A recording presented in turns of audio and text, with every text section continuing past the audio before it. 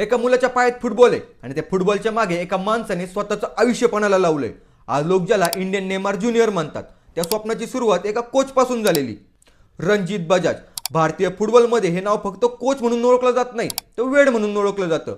एक काळ असा आला जेव्हा अकॅडमी चालवण्यासाठी तब्बल 2 कोटींची गरज होती। स्पॉन्सर्स नव्हते, मोठे गुंतवणूकदार नव्हते, पण स्वप्न होतं आणि ते स्वप्न जिवंत ठेवण्यासाठी त्यांनी स्वतःची संपत्ती विकली।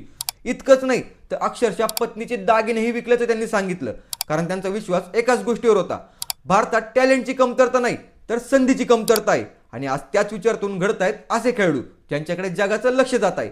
त्यापैकीच एक हा लिटिल ज्युनियर।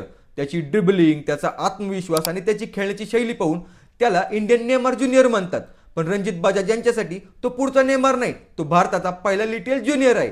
एक माणूस ज्याने सर्व काही पणाला लावलं आणि एक मुलगा जो त्या विश्वासाला न्याय देण्यासाठी रोज मैदानावर घाम गाळतोय। कदाचित भारतीय फुटबॉलची सर्वात मोठी गोष्ट अजून लिहिलीच गेली नाहीये। तुम्हाला या गोष्टीबद्दल माहिती होतं का? कमेंट करून नक्की सांगा आणि अशाच इंटरेस्टिंग व्हिडिओसाठी बोल बच्चन बंट्याला सबस्क्राईब करायला विसरू नका।